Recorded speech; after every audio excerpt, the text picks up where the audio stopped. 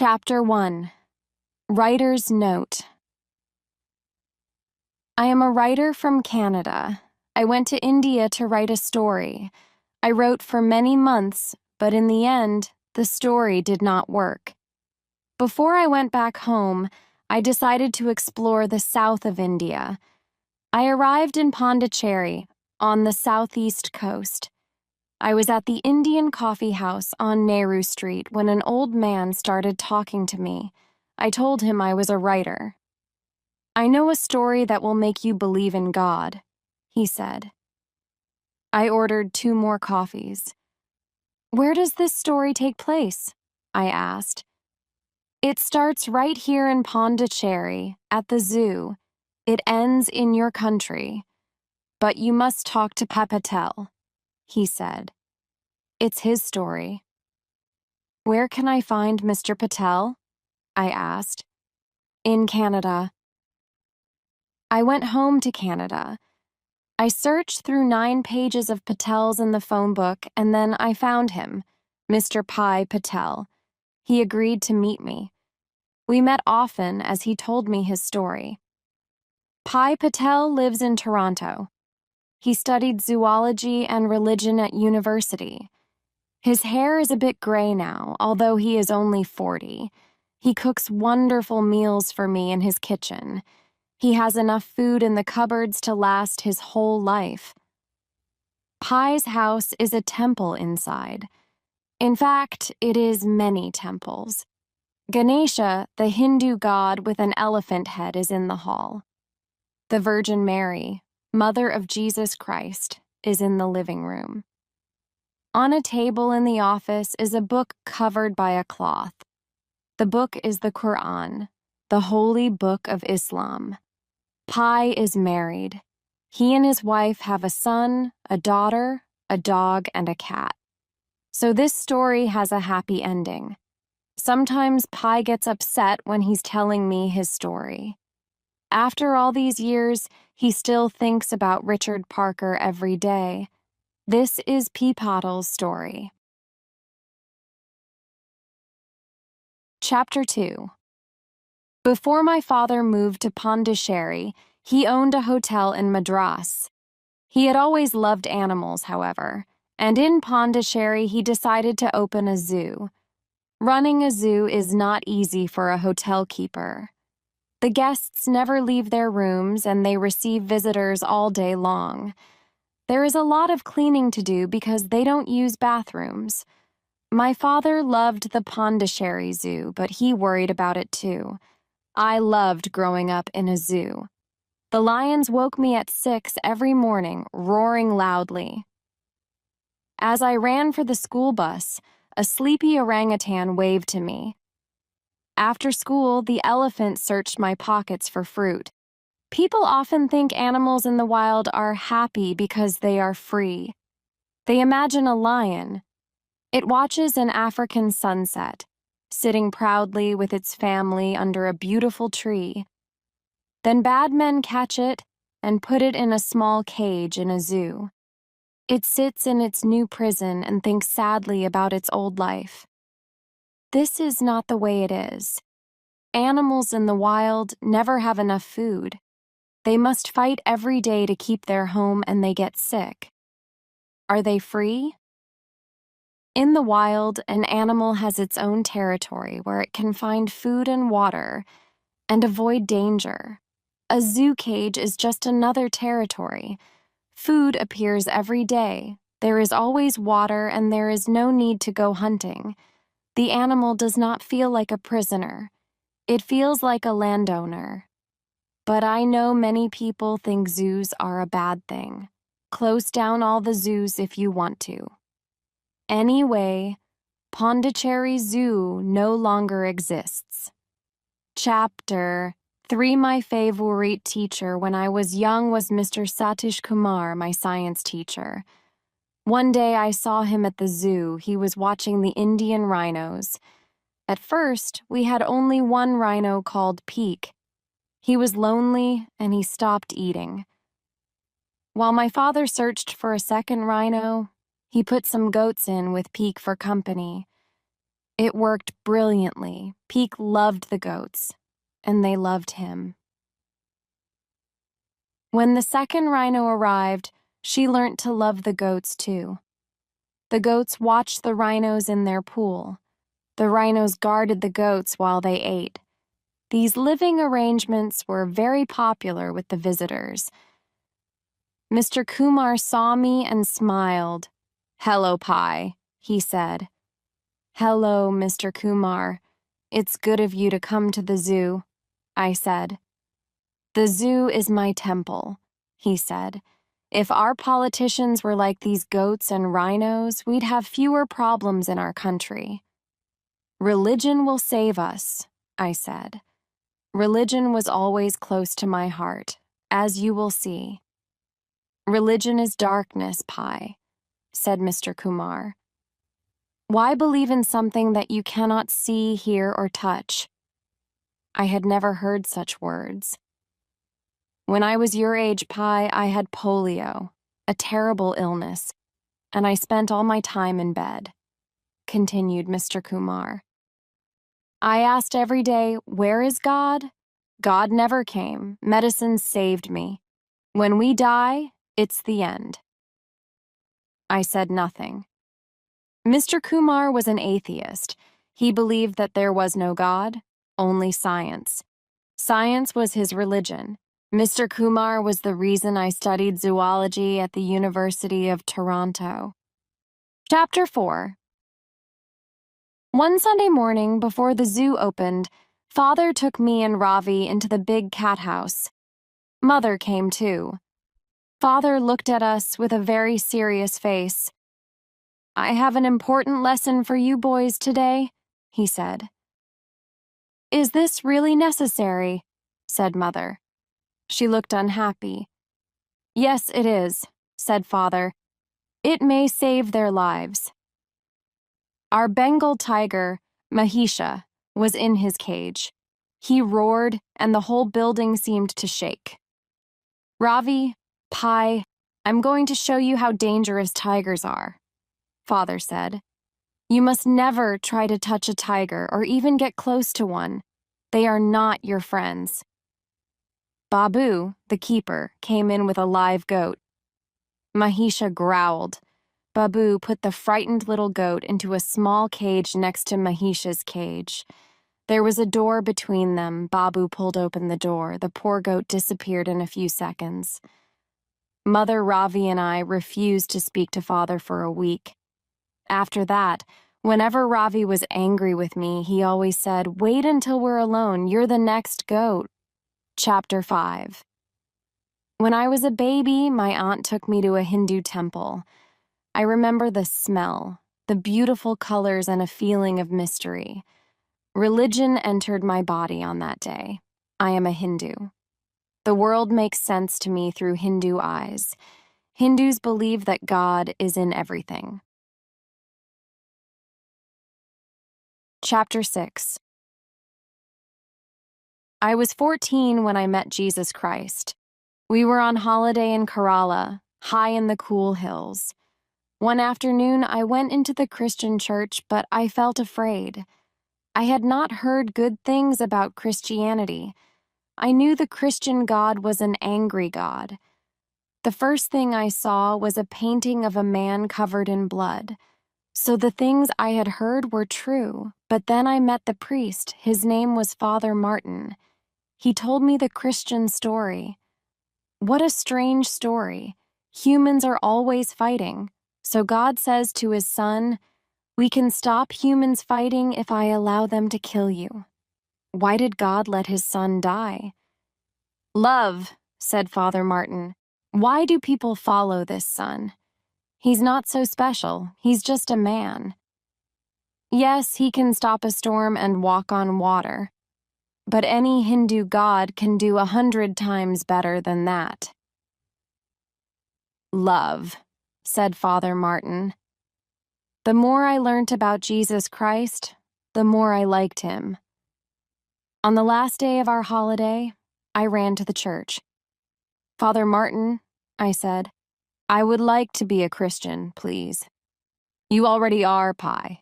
In your heart," he said. Here in Kerala, you met Christ. Chapter 7. Islam followed right behind. I was exploring the Muslim area of Pondicherry. Next to the great mosque on Mullah Street, there was a line of poor buildings. One was a small shop selling flatbread. I picked a flatbread up. It felt hard. "Would you like to taste one?" said a voice. I jumped in the air and the bread fell out of my hands. A man was sitting on the ground, hidden by the sunlight. "I'm so sorry, sir. I didn't see you," I said. "Don't worry," he said. "The birds will eat it. Have another one." I ate it very slowly. The man invited me into his house, which had 2 rooms. He made bread in the larger room. The other room was his bedroom. As he was showing me the hot stones for cooking the bread, we heard the imam calling from the mosque. It was time to pray. "Excuse me," he said. Right there, he prayed with his eyes closed. I felt uncomfortable. He stood, fell to his knees, sat up, fell forwards again, and stood. He repeated the whole thing 4 times, all the time speaking in Arabic. Finally, he stood silently for a few moments. Then he opened his eyes and smiled. "What was I saying?" he asked. I visited him again. He told me Islam is a beautiful religion, a religion of loving your brothers. We went to the mosque. We listened to the imam until the time came to pray. When we brought our heads to the ground, I felt the love of God. The bread maker's religion was personal and loving. If you take 2 steps towards God, he told me, God runs to you. Chapter 8. One Sunday afternoon, I was walking with my parents in the park. At the very same moment, I saw the Christian priest, the Hindu pandit, and the Muslim imam. Each was on a different path coming towards us. At a point where the 4 paths met, they all said hello to me. My parents were surprised. They didn't know I was a Hindu, a Christian, and a Muslim. My family were not religious. Father was part of the New India, which was rich and modern. Mother was bored by religion. Ravi's religion was cricket. "Your son is a good Christian boy," said the priest. "You've made a mistake," said the imam. "He's a good Muslim boy." "You're both wrong," said the pandit. "He comes to the Hindu temple all the time." The 3 men all turned to look at me. Before I could speak, each began to explain that his religion was better than the others. "Gentlemen, please," said Father. "We may follow any religion we like in this country." "Mr. Patel," said the pandit, "we are all happy that Pi is so interested in God, but he can't be a Hindu, a Christian, and a Muslim. He must choose." Everyone looked at me again. "Pi," said Mother. "What do you think?" "I just want to love God," I said. Mother smiled. The 3 men had no answer. They left us. They were smiling, but they were not happy. "Ice cream, anyone?" Father asked. Chapter 9. In the middle of the 1970s, there was trouble in India. Political trouble is not good for zoos. People cannot enjoy the animals if they are worried about their jobs. We were not a rich family. We were a poor family that owned a lot of animals. Father wanted to build a future for his sons.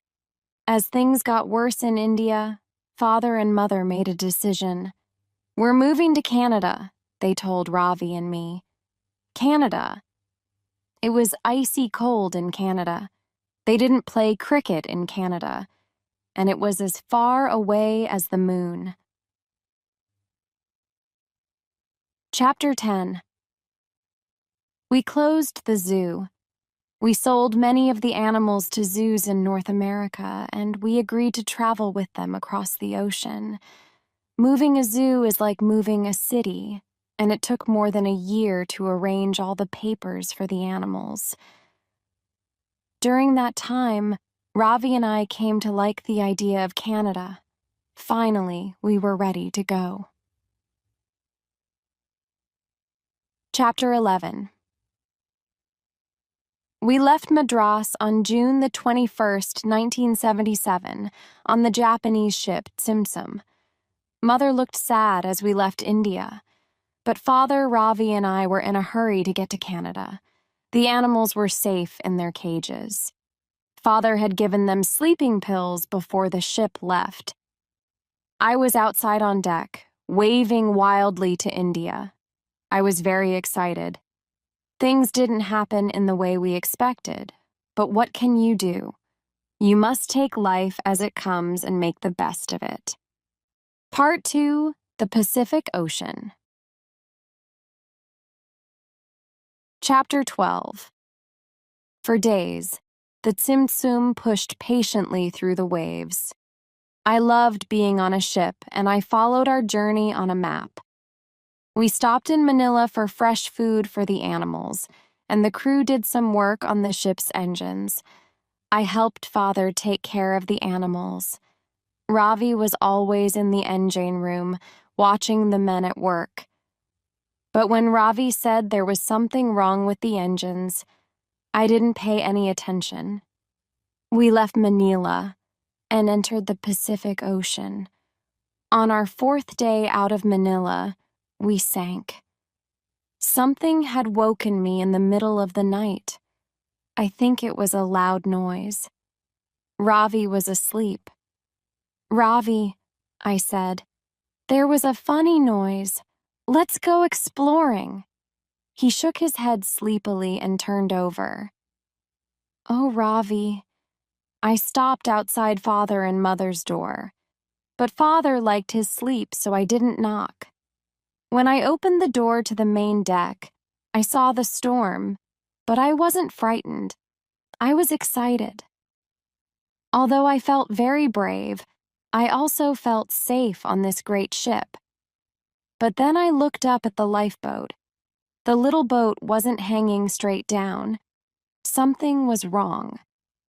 I ran back to the door and opened it. Inside, I saw water. Lots of water. Why was there water inside? My family was down there. Where were the officers and the crew? I saw some of the animals running wildly. How did they get out of their cages? There was a loud crash of metal on metal. It came from the ship. Everything was screaming: the sea, the wind, the animals, my heart. I fell over. I pulled myself up and looked over the side. I could almost touch the water. We were sinking fast. I ran to the top deck to look for the officers. I saw 3 crewmen. They were pointing at something below the ship. I shouted, and they saw me. They came quickly towards me. "I'm afraid," I shouted. "I can't get down to my family." I was very grateful when they gave me a life belt and took hold of me in their strong arms. But then they threw me over the side of the ship. Chapter 13.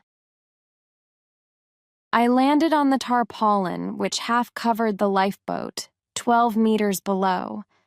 The lifeboat was hanging by ropes from the ship. It was moving wildly from side to side above the sea. I looked up at the crewmen. They were pointing at the lifeboat and shouting. What did they mean? The crewmen didn't follow me as I expected. Instead, an animal suddenly appeared in the air between them. It was a zebra. It jumped from the ship and fell with a loud crash into the lifeboat. I saw the zebra's yellow teeth as it put its head back and made a terrible noise. The ropes broke with the sudden weight of the animal. The small boat hit the water, moving quickly away from the ship on the waves. Chapter 14. From the lifeboat, I saw something in the water. "Richard Parker," I cried. "Is that you?" He was trying to keep his head above the water. "Come on, Richard Parker," I shouted. "Swim!" He saw me and started swimming towards the lifeboat. He looked small and afraid. His nose kept disappearing under the wild water. "Mother, Father, Ravi, where are you?" I shouted. "Tell me this is a dream. Tell me I'm still in my bed on the Tsimtsum." I had no injuries on my body, but I had never known such terrible pain. Richard Parker was moving very slowly now. I threw him a lifebelt and he took hold of it. "Hurrah, hold on! I'll pull you in. In a few seconds you'll be on the boat," I shouted. Then I stopped. Wait a second. On the boat? Am I mad? Why am I pulling an adult Bengal tiger onto my lifeboat? I tried to push him away with an oar. "Let go, Richard Parker," I cried. But he just pulled himself onto the boat. "Oh my God." Richard Parker stood up on the tarpaulin. The lifebelt fell at my feet. His fiery eyes shone angrily at me, his ears went back. His head was the same size as the lifebelt, but with teeth. I picked up the lifebelt, stepped over the zebra, and threw myself into the sea. Chapter 15. The water was black and cold and angry. Waves crashed down on me, and then I saw sharks. I swam as fast as I could to one end of the lifeboat, the end with the tarpaulin. The tarpaulin was tied with a strong rope to the sides of the boat. I pushed an oar into the space between the tarpaulin and the side of the boat so that the oar pointed up into the air. Then I pulled myself up and crossed my legs around the oar. I was in the middle of the stormy ocean. I was hanging onto an oar with an adult tiger a few meters away from me. Sharks were swimming below me, but I didn't let go of the oar. I just held on. I couldn't tell you why. Chapter 16. The ship disappeared. Its lights went out. I looked for my family, for another lifeboat, for hope. There was nothing. I was cold. My body ached. I had to move. It was still dark as I worked my way along the oar towards the boat. Richard Parker must be under the tarpaulin, I thought. He won't smell me because I'm wet. He won't hear me because the sea is so loud. Carefully, I climbed up onto the tarpaulin. Now I could see the zebra, and it was still alive. One of its back legs was broken, but it was lying quietly. Why hadn't Richard Parker killed it? Suddenly, a head appeared from under the tarpaulin. It was a hyena. So Richard Parker had not killed the zebra, but he had also not killed the hyena. There was only one possible reason. Richard Parker was not on the boat. He had fallen off and was lost at sea. How did the hyena get there? It was already in the lifeboat, I realized, when the crewmen threw me onto it. They knew the hyena was there. They weren't trying to save my life. They wanted me to fight the hyena. Then the boat would be safe for them. So the hyena had saved my life. And a hyena was better than a tiger in a small boat. But a hyena was still dangerous. Hyenas look like ugly dogs with thick necks, horrible little eyes, and joke ears. But they are clever fighting animals. I climbed back out onto the oar. The sky began to change color, and soon it was the beginning of a beautiful day in the Pacific Ocean.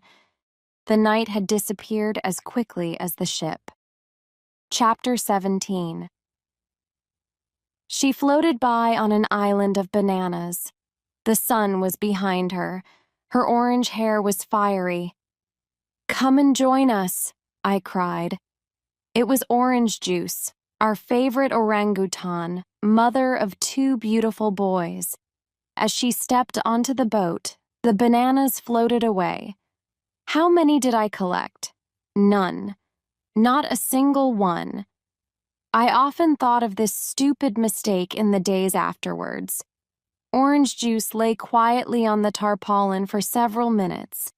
Then she moved into the bottom of the boat. The hyena screamed. But strangely, they did not fight. Chapter 18. "Someone will rescue us soon," I shouted to Orange Juice. "We'll see a ship. They'll have a gun and shoot the hyena and the poor zebra. Just a few more hours." I watched for a boat all day, but I saw only sea and sky. Later, the hyena went crazy. It ran around the zebra in circles, going yip, yip, yip in a high voice. Finally, it stopped running. It lay down behind the zebra. Coughing and being sick, it did not move for the rest of the day. But during the night, horrible noises came from the zebra's end of the lifeboat. A fight for life was taking place, and I shook with fear. Chapter 19. When the sun came up, I was still alive. I thought the worst was over. Ravi will laugh at me, I thought. He will say, "Do you think you are Noah in his ark?" Father will look older, and he will need a shave. Mother will take me in her arms. I looked to see what was happening in the lifeboat. The hyena had bitten off the zebra's broken leg and was eating it. The zebra was still alive and was suffering quietly. I hated the hyena, but I did nothing. I must be honest. I couldn't worry about the zebra. I was too worried about me. I am not proud of myself.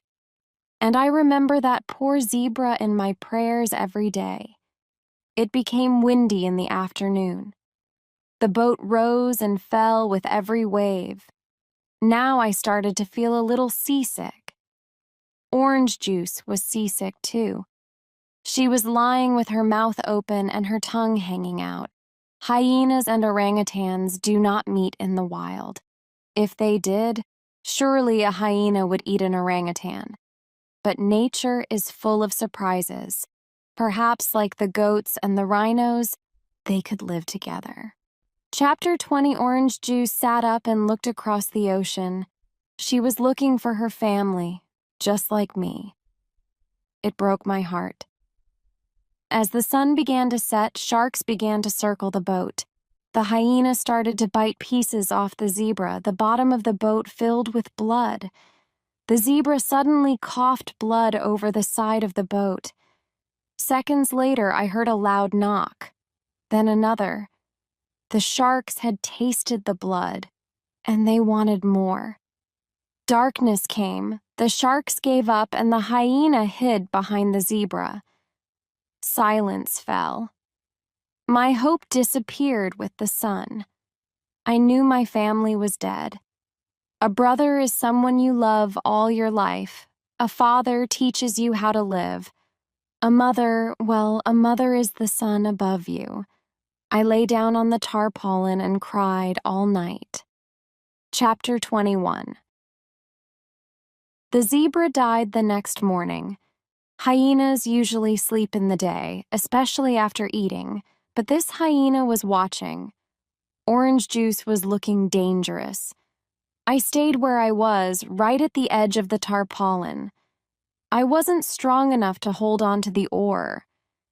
The hyena started yipping. Suddenly, it jumped at Orange Juice. She hit it hard on the head. "Hurrah for Orange Juice!" I shouted. An orangutan is strong with long arms and big teeth, but it is a fruit eater. It knows nothing about fighting. The hyena killed Orange Juice. I was next. That much was clear to me. I had to kill the hyena or it would kill me. I walked across the tarpaulin and stepped down onto a bench. I was ready to fight the hyena. Its mouth was red with blood. Orange juice lay next to it against the dead zebra. I was about to hit the hyena when I looked down. Between my feet under the bench, I saw Richard Parker's head. It was huge. I saw his paws. They were huge. I hurried back to the edge of the tarpaulin. I was on a lifeboat with a tiger. Chapter 22. Richard Parker got his name by mistake. A man called Richard Parker found a young tiger drinking from a river in a forest in Bangladesh. Mr. Parker called it thirsty and sold it to the Pondicherry Zoo. At the railway station in Bangladesh, an official filled in the papers for sending a tiger on the train. He wasn't paying attention. In the box marked sender, he wrote thirsty. In the box marked animal's name, he wrote Richard Parker. Father laughed when he saw the papers. The tiger had a new name. Chapter 23. In the morning, I felt so tired. For 2.5 days, I had had no food, water, or sleep, and I had not noticed a 200-kilo Bengal tiger in an 8-meter-long lifeboat. Did I lose all hope at that point? Yes, and as a result, I felt much better. I had a chance against a hyena. I had no chance against a tiger, so I stopped worrying. Now I was thirsty. As soon as I realized I was thirsty, I could think of nothing else. I had to have water. A light went on in my head. I was on a ship's lifeboat. There had to be drinking water somewhere on the boat. All I had to do was find it. I started to look for the water. The hyena was hiding behind the zebra. I was in no danger. It would not touch the tiger's food. I was the tiger's food. Chapter 24. It said in big black letters on the side of the lifeboat that it was 1 meter deep, 2.5 meters wide, and 8 meters long. It could hold 30 people. There were narrow benches along both sides and wider benches at each end. There were 3 benches across the center, with space underneath. One of these was hidden under the tarpaulin in Richard Parker's space. Chapter 25. Where was the drinking water? I had looked everywhere except under the tarpaulin. My need for water pushed me on. Rope held the tarpaulin to the edge of the boat all the way round. Carefully, I undid the rope in 2 places. I looked into Richard Parker's space. I saw several orange life jackets. I saw the orange back of a tiger. He was lying flat on his stomach. He was not moving. Perhaps he was sleeping. Perhaps he was seasick. There was a cupboard under the seat of the bench. God help me, I thought. I had to have water. I reached down and opened the door. Christmas, birthday, and Diwali came all at the same time. There were golden cans with the words, "Drinking water 500 millimolars" on the side of each one. The first can felt cool and heavy in my shaking hand. I opened it. I opened my mouth. I poured in the water. "Ah," I said, throwing the can over my shoulder and immediately getting another one. I drank 2 liters of wonderful water. I had never felt better in my life. Next, food. I found half-kilo packets of ship's biscuits, made in Norway. A ship's biscuit is a thick, heavy biscuit. I bit into one. Lord, what a wonderful taste. Do not eat more than 6 biscuits in any 24 hours, it said. I ate 9 in half an hour. There were instructions explaining how much food and water one person needed each day. There was enough food for 93 days and enough water for 124 days. I spent a happy afternoon lifting one wonderful object after another out of the cupboard. There was a notebook and 2 ballpoint pens. I kept a list of everything that I found. Chapter 26. List of items found in bench cupboard.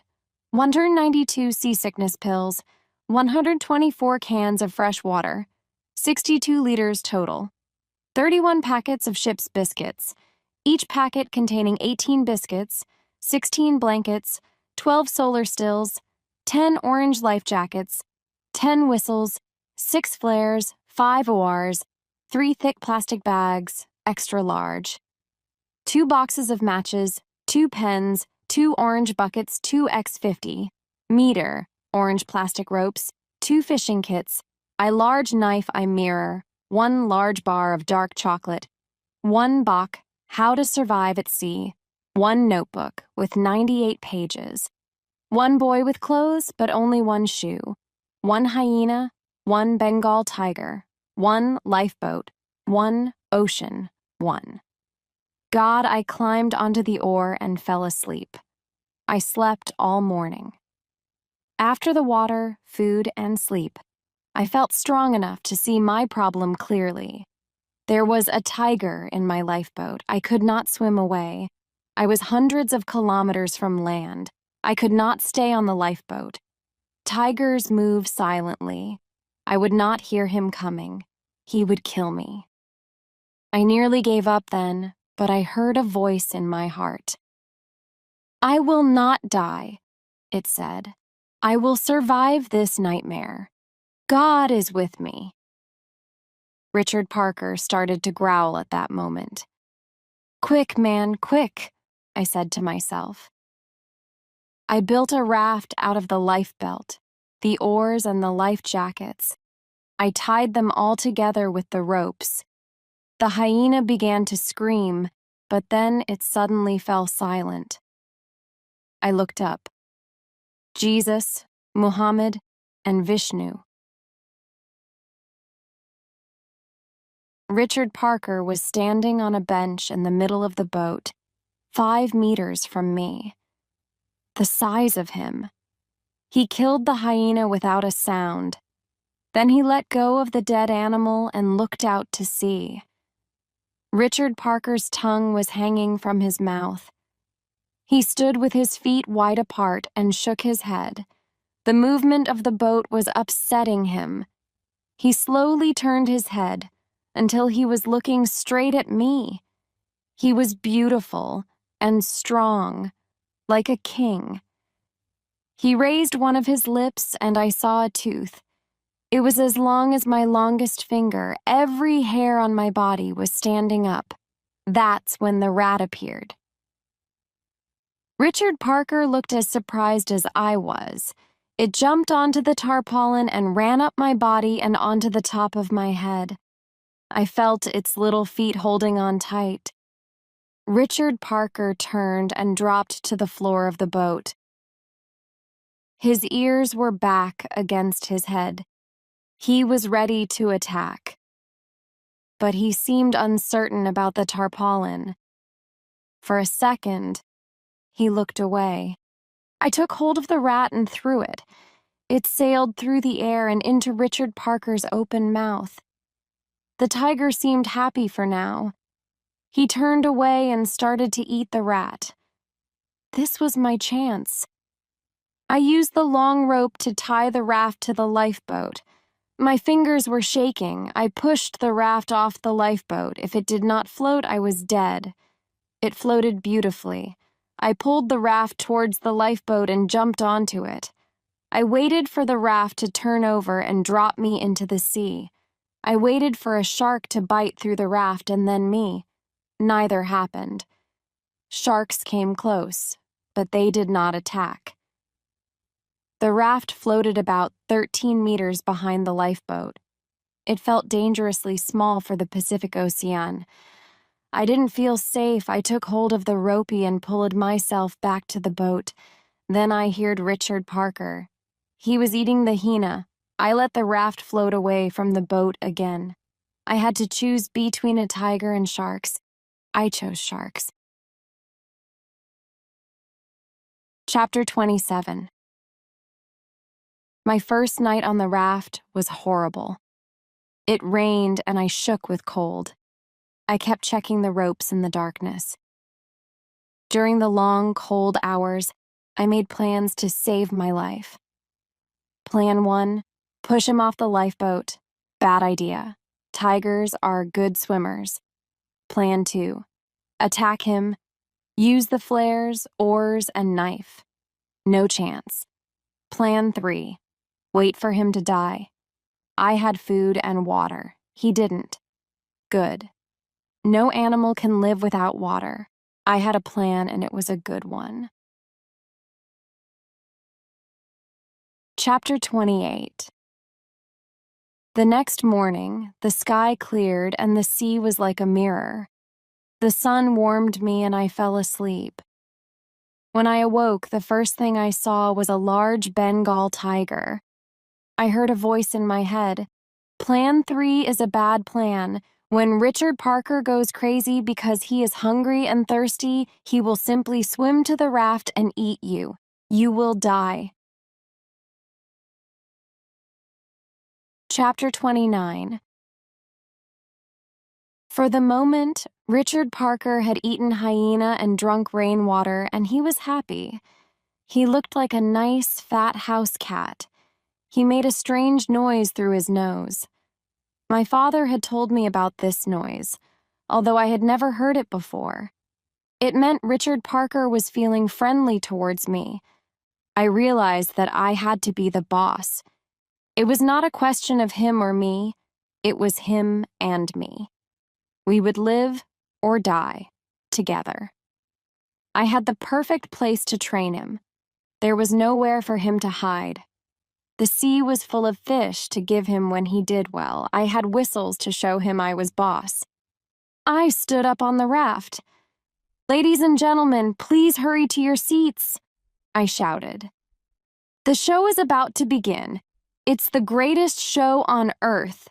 The Pi Patel Floating Pacific Show with real live tiger. I blew the whistle. At the sound of the whistle, Richard Parker roared. He lifted his big paw into the air, but he did not jump into the sea to attack me. Instead, he dropped to the bottom of the boat. He was afraid. My first training lesson was a big success, and I had a new plan. Plan 4, keep him alive. Chapter 30. I pulled out the book How to Survive at Sea. It was full of information, such as, always read instructions carefully. Do not drink seawater or bird blood. If you press the eyes of a fish, the fish will not be able to move. Play games to keep your mind busy. Green water is shallower than blue water. Do not go swimming. The lifeboat may move faster than you can swim. Keep out of the sun. Sing and tell stories. Good luck. There was also a lot of information about sailing. I studied everything. One important subject was missing. What to do with a tiger in your lifeboat. Chapter 31. I made a list. 1. Teach Richard Parker that his territory is the floor of the boat as far as the middle bench. My territory is the top of the tarpaulin and the other end of the boat. 2. Start fishing. 3. Make a tent on the raft to keep the sun off me. 4. Tie a second rope between the raft and the boat in case the first one breaks. 5. Find a way to stay dry on the raft. 6. Stop expecting a ship to rescue me. I started to cry. My future was hopeless. Chapter 32. Water was a worry. The cans would not last forever. A solar still, I discovered, uses the sun's heat to produce drinking water from seawater. I tied the 12 stills together and dropped them into the sea. But I didn't expect anything to happen. I made a tent for the raft with one of the oars, some rope and a blanket. It took me all day. I sat on the raft, had a supper of biscuits and water, and watched the sun go down. Richard Parker sat up. I could see his head and shoulders. "Hello, Richard Parker," I shouted and waved to him. He looked at me and made that strange, happy tiger sound again. I looked down at the sea and discovered what looked like a city. Fish of all colors moved like buses, cars, bicycles, and people on foot. It was like Tokyo at 6 o'clock in the evening. For the first time, I felt a little bit of hope. I said a Muslim prayer and fell asleep. Chapter 33. I had to learn to fish. I had a fishing line. What could I put on the end of it? I pulled myself to the lifeboat and searched the cupboard for ideas. Richard Parker was sitting at the end of the boat, looking back at me. Then suddenly something hit me hard across the face. I cried out and closed my eyes, waiting for Richard Parker to hit me again and kill me. Nothing happened. I opened one eye. It was a fish. A fish had hit me in the face. It had wings. A flying fish. And then there were fish everywhere. A whole school of them flew across, some landing in the boat. Bigger fish were chasing the flying fish into the air. Sharks were chasing the bigger fish. Richard Parker had no difficulty catching them. Some flew into his open mouth. Others he hit with his huge paws. After a few minutes, the sea was quiet again, but the boat was full of fish. I put a blanket around one and took it to the raft. After a lifetime as a vegetarian, it was hard for me to kill a fish. Tears were running down my face. Now I was a killer. I always include that first fish in my prayers. The next day, I cut it into pieces and tried fishing with it. After many hours, I had my first success. With great difficulty, I pulled a big, fat fish onto the raft. This time, killing it was no problem. I hit it on the head until it stopped moving. After crying over a little fish, I happily murdered a much bigger one. I was amazed at the things I did. I pulled the raft up to the lifeboat, threw the big fish into the boat, and blew my whistle loudly. There you are, Richard Parker. Your fresh food comes from me, and don't forget it. Chapter 34. I looked at the clear sky and worried about water. There were enough cans of water for me, but not for a Bengal tiger. There could be many days with no rain. I checked the solar stills. Each one had a thick plastic bag under it. I put my hand in the water to feel one. It was full of fresh water. I pulled it out. 1 whole liter, collected in 2 days. I drank a liter without stopping. I emptied the other 11 bags into a bucket and took it across to Richard Parker. I carefully placed it on the side bench. His face disappeared into it, and he drank. When he looked up, I looked straight into his eyes and blew the whistle. In this way, with water, fish, and a whistle, I trained a huge tiger. Chapter 35. I survived 227 days. I had no idea where I was going. The wind and the sea decided where I went. I found out later that I had traveled towards the east. I became wild. I killed fish in any way I could, with my hands, with my knife. I began to eat every part of the fish I caught, including the eyes. I could put any horrible thing in my mouth, but not if it tasted of salt. I hated salt. I still hate it today. I allowed myself 2 biscuits every 8 hours. I thought about food all the time. I had only one book, How to Survive at Sea. I read it at least 10,000 times. I kept a diary. I hardly ever smiled. I sang Happy Birthday out loud to Mother on her birthday. At least, I think it was her birthday. Life on a lifeboat isn't much of a life. Chapter 36. It's hard to believe that I survived. 3 things stopped Richard Parker from killing me. He was not a good sailor. He believed that I was the top cat, and he knew that I brought him food and fresh water. I began to spend more time on the tarpaulin. It was more comfortable and I did not get so wet.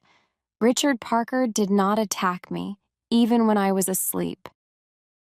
In the fight for number 1 position, I had won. Chapter 37. The storm built up slowly. I brought in the solar styles. Mountains and valleys formed in the sea. As the storm became worse, I pulled the tarpaulin across the whole of the boat. I tied it tightly down over us both. Richard Parker was somewhere on the floor of the boat. I held on to the narrow bench where the cupboard was. For a day and a night, we rose and fell on the waves. Each time we came down, the boat filled with water. When the storm was over, I undid the tarpaulin and lay on top of it. 2 oars and a life jacket floated behind the boat. My raft had gone. Thank God, the water bags in the cupboard were still there, but the sea had washed most of our food away. Chapter 38. Richard Parker, a ship, I shouted. We're saved. It was coming right towards us. Thank you, Allah, Lord of all worlds. I stood up for the first time in a long time. My legs were very weak now. The ship came closer. Can you believe it, Richard Parker? People, food, a bed. The ship came closer still. It looked like a ship carrying oil. It had steep black sides with no windows. Hope filled my heart. I thought about my family. There were many lifeboats on the Tsimtsum.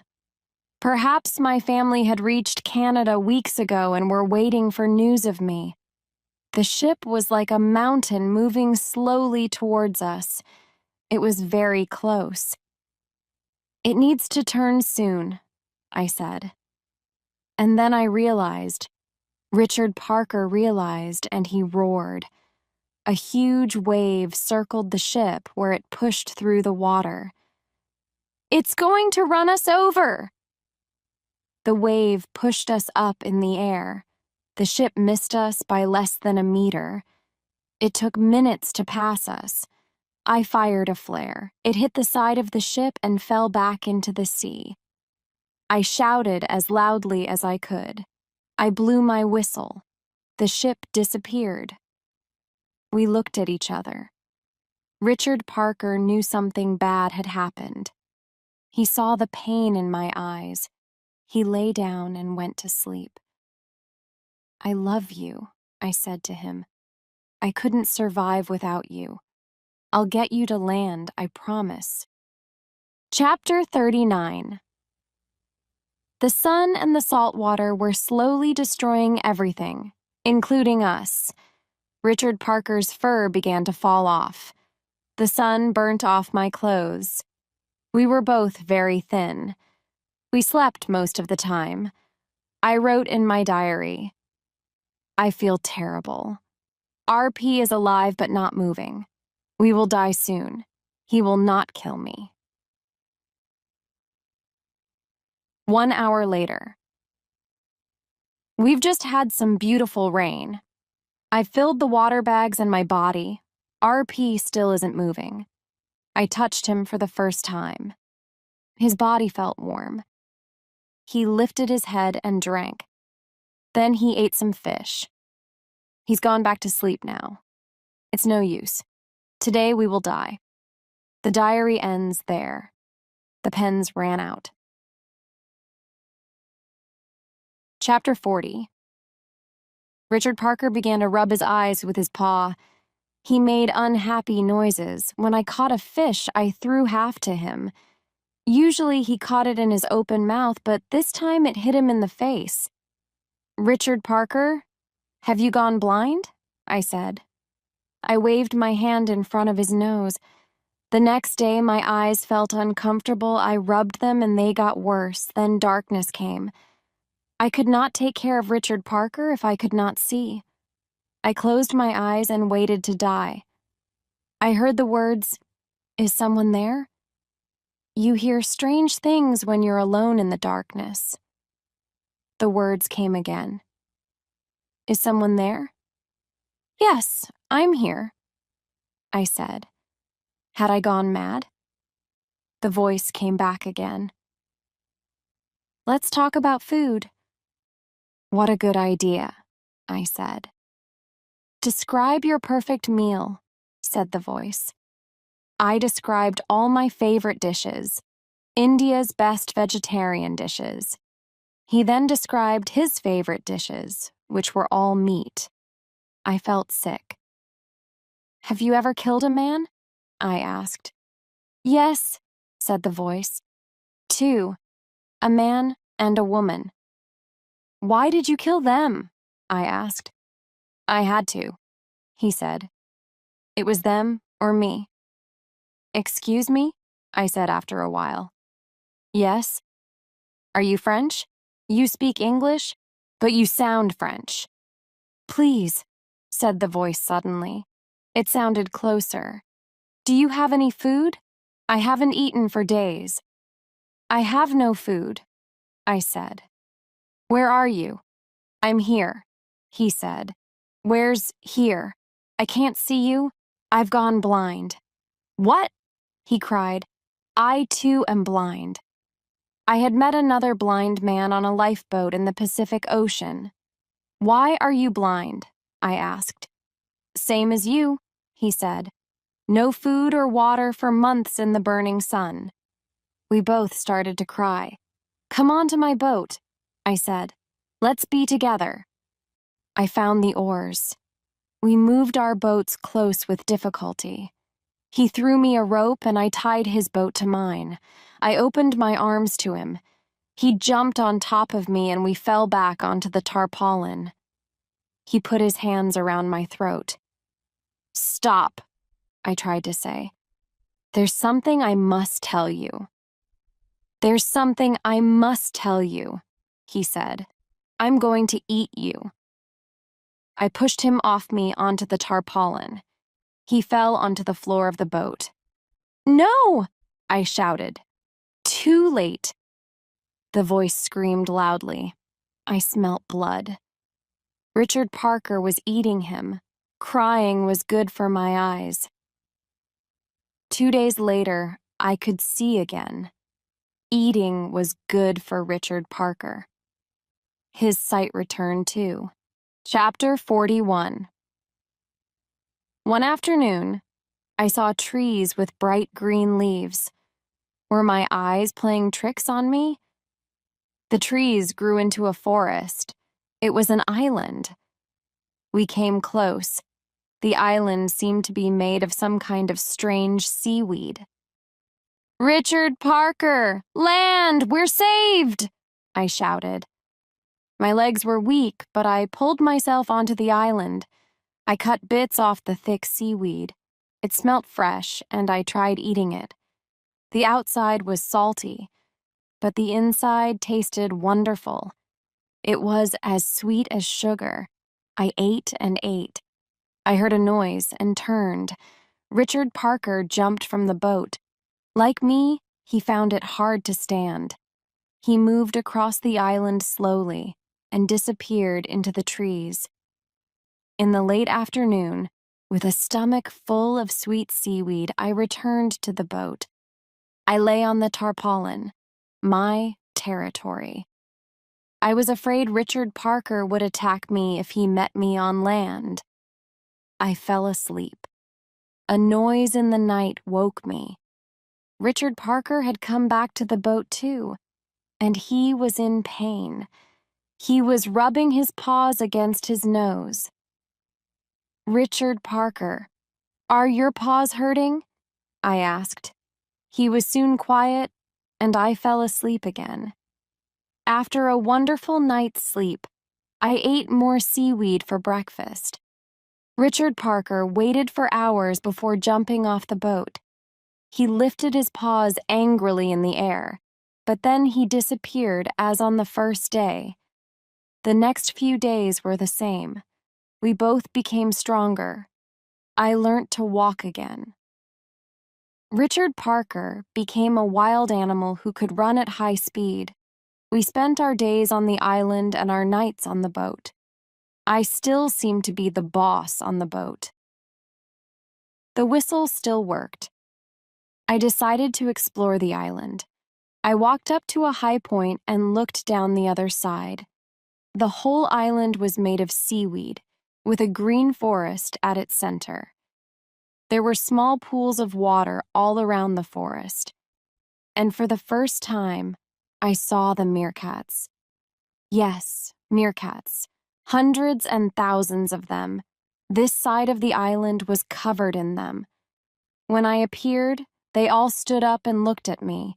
They showed no fear and quickly lost interest. They went back to eating the seaweed or looking into the pools. I came to one of the pools. What were the meerkats looking at? Suddenly, the pool filled with fish. The meerkats went crazy. Some threw themselves into the water after the fish. But the fish were dead and the meerkats simply had to pull them out. I put my hand in the water. It was cool. I could feel colder water coming up from below with the fish. I tasted it. It was fresh water. So these sea fish had died because they could not live in fresh water. Perhaps the seaweed took the salt out of the seawater. I laughed out loud and jumped into the pool. The fresh water felt wonderful on my poor skin. Later, I saw Richard Parker some way off. He was moving through the meerkats, eating one after another, blood all over his face. The meerkats had no idea of danger. Slowly, Richard Parker and I returned to life. I ate, drank, and bathed. I watched the meerkats. I walked and ran and rested. My skin looked healthy again. My aches and pains disappeared. Richard Parker became fatter, his fur became thicker, and his eyes began to shine again. Nothing lived on the island except seaweed, trees, meerkats, one tiger, and one boy. In fact, the trees seemed to be joined to the seaweed. The island was floating, and it wasn't an island at all. It was crazy to sleep each night on the boat, 1 meter above a Bengal tiger. There was a whole island out there. I decided to sleep in a tree. Although Richard Parker never seemed to leave the boat at night, he might suddenly decide to go for a midnight walk. If he found me outside my territory, I would be in trouble. I climbed up with some blankets just as it was getting dark. I discovered that the meerkats all slept in the trees too. They climbed noisily up to me, over me, and about me. They all lay down and we fell asleep. As soon as the sun came up, they returned noisily to the ground. One night, the meerkats woke me up. The pool below the tree was filled with fish, dead fish. The meerkats screamed excitedly, but not a single one went down to the pool. The next morning, the pool was empty. Where were the fish? The answer to this mystery came later when I was deep in the forest. I noticed a tree with strange fruit. None of the other trees had fruit. I picked one. The fruit was not a fruit. It was a ball of leaves. Inside, I found a human tooth. Each fruit contained a tooth. There were 32 teeth. Humans have 32 teeth. I felt sick and angry. That night, I climbed into my usual tree, but I did not sleep. I picked up a meerkat and dropped it onto the ground. It ran screaming back to the tree. I climbed down myself. I gently put my feet on the ground. A terrible pain ran up through my feet. I screamed. I managed to pull myself back into the tree. My feet burnt all night. The island was a meat eater. It ate the saltwater fish in the pools. It ate any meerkat that was on the ground after dark. It had slowly killed and eaten the owner of the teeth. That's why Richard Parker slept in the boat. That's why nothing else lived on the island. The next morning, I filled the big plastic bags with fresh water. I drank as much as I could. I collected fish from the pools and dead meerkats. I cut off a huge piece of seaweed and tied it behind the boat. I waited for Richard Parker. If I left him behind, he would die. He would not survive the first night. As soon as he returned and jumped onto the lifeboat, we left the island. The seaweed was gone the next day. It had eaten through the rope during the night. Chapter 42. The rest of our time at sea was nothing but pain. When we finally reached land, I was too weak to be happy. As I climbed over the side of the boat, Richard Parker jumped over me and onto the beach. He didn't look at me. He ran along the sand to the edge of the rainforest, then he stopped. I waited for him to look back at me, to put his ears back and growl. I waited for him to say goodbye in some way. He did nothing of the sort. He went into the rainforest and disappeared from my life forever. After a few hours, some people found me. They pulled the lifeboat onto the sand and carried me away.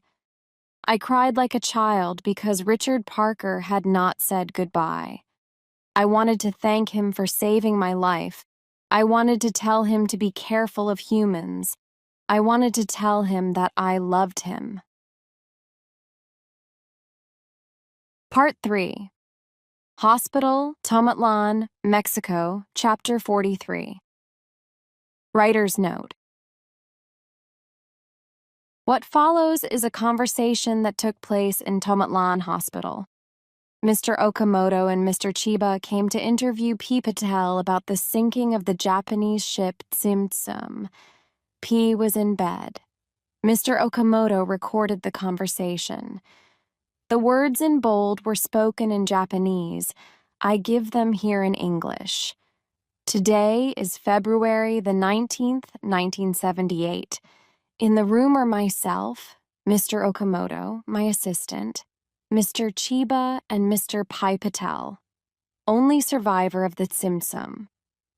Are you comfortable, Mr. Patel? Now please tell us what happened. Chapter 44. The Story. Chapter 45. Mr. Okamoto. Very interesting. Mr. Chiba. What a story. Mr. Okamoto. He thinks we're stupid. Mr. Patel, we'll take a little break. Pai. That's fine. I'd like another biscuit. Mr. Chiba. He's not eating the biscuits. He's hiding them under his bedclothes. Mr. Okamoto. Just give him another one. We'll be back in a few minutes. Chapter 46. Mr. Okamoto. Mr. Patel, we don't believe your story. Pai. I'm amazed. Why not? Mr. Okamoto. Bananas don't float. You said the orangutan arrived floating on an island of bananas. Pai. Yes, they do. Here, I've got 2 bananas. Fill the sink with water and try these. Mr. Chiba. What else has he got in his bed? Mr. Okamoto. Oh dear, this is going to be a long day. Sound of water running. Pai. Are they floating? Mr. Okamoto. Yes, they're floating. Pai. Could I have my bananas back? Mr. Chiba. I'll get them. Mr. Okamoto. This island. Seaweed that eats fish. Trees that eat men. These things don't exist. Pai. Only because you've never seen them. Mr. Okamoto. That's right. We believe what we see. Pai. What do you do when you're in the dark? Mr. Okamoto. Why has nobody else seen it? Pi. Big ships cross the ocean quickly. I went slowly, looking at everything. Mr. Okamoto. We're not sure about the tiger either. How could you survive in a lifeboat with a tiger? Pi. Wild animals are afraid of us. They only fight when there is no other way out. Mr. Okamoto. Where is it now? If there was a tiger out there, the police would know about it. Pi. You expect to find a tiger in a Mexican rainforest? Ha ha, ha, ha. Mr. Okamoto. What about this Frenchman, the one in the other lifeboat? You say he knew a lot about food? The cook on the Tsimtsum was a Frenchman. Maybe you met the cook? Pi. How should I know? I never saw his face. I was blind, remember? Then Richard Parker ate him. By the way, how do you explain the meerkat bones in the lifeboat? Mr. Okamoto. Yes, the bones of small animals were found. They were probably from the ship. Pi. We had no meerkats at the zoo. Mr. Okamoto. Well, we cannot explain these bones. We are here because a Japanese ship sank in the Pacific. Pi. I never forget that. I lost my whole family. Mr. Okamoto. We're very sorry about that. Pi. Not as sorry as me.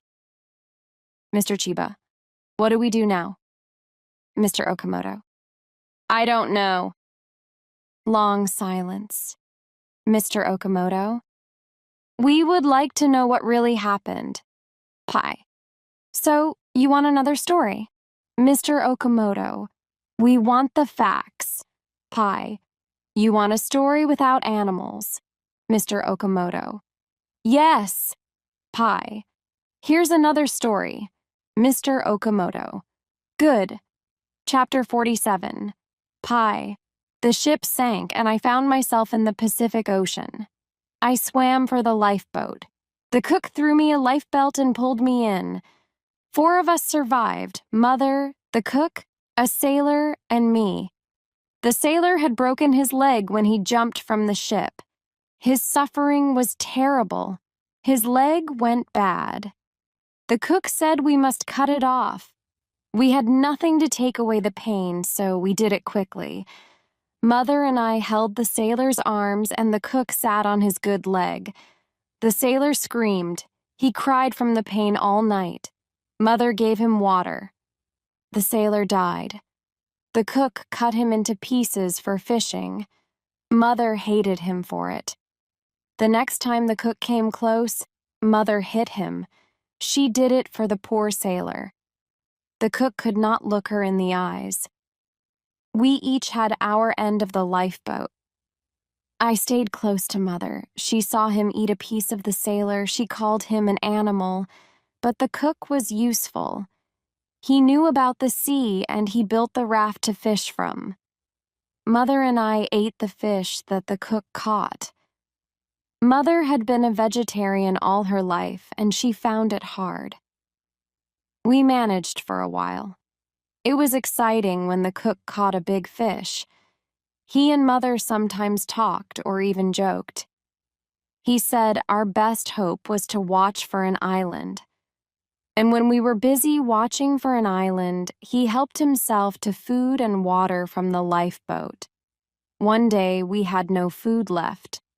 I was too weak to hold on to a turtle. Because of me, we lost it, and the cook hit me. Mother hit him back. He caught her arm and broke it. She screamed and fell. He picked up the knife and killed her. He threw her body into the sea. I spent a day and night on the raft. He didn't cut me loose. In the morning, I pulled myself into the lifeboat. He said nothing. He knew he had done a terrible thing and he wanted to die. He left the knife on the bench. I used it to kill him. I was alone. I turned to God. I survived. Long silence. Chapter 48. Pie. Is that better? Mr. Chiba. What a horrible story. Mr. Okamoto. Both the zebra and the sailor broke a leg. Did you notice that? Mr. Chiba. No, I didn't. Mr. Okamoto. And the hyena bit off the zebra's leg. The cook cut off the sailor's leg. The blind Frenchman in the first story, he said he'd killed a man and a woman. The cook killed the sailor and his mother. Mr. Chiba. Oh, Mr. Okamoto, you're right. Mr. Okamoto. So the sailor is the zebra, his mother is the orangutan, the cook is the hyena, which means that he's the tiger. Mr. Chiba. But what about the island, and the meerkats, and the teeth in the tree? Whose are those? Mr. Okamoto. I have no idea. I'm not inside this boy's head. Long silence. Mr. Okamoto. Mr. Patel, do you know why the ship sank? Pie. No. You tell me. Mr. Okamoto. Thank you, Mr. Patel. I think we have all we need. Pie. I have a question for you. In both stories, the ship sinks. My family dies, and I suffer. Which is the better story? Mr. Okamoto. That's an interesting question. Mr. Chiba. The story with animals. Pie. Thank you. And so it goes with God. Silence. Chapter 49. Mr. Okamoto. What will you do now? Pie. I guess I'll go to Canada. Mr. Okamoto. You won't go back to India? Pie. There's nothing there for me now. Mr. Okamoto. Of course, you will receive some money from the company. Pie. Thank you. Mr. Okamoto. Come on, I'm hungry. You can turn that off. Chapter 50. Writer's Note. Mr. Okamoto sent me a copy of his report. It was not known why the ship sank, he wrote. He ended his report. Mr. Pai Patel was the only person to survive. He was very brave. Very few people have survived so long at sea, and none in the company of an adult Bengal tiger. The end.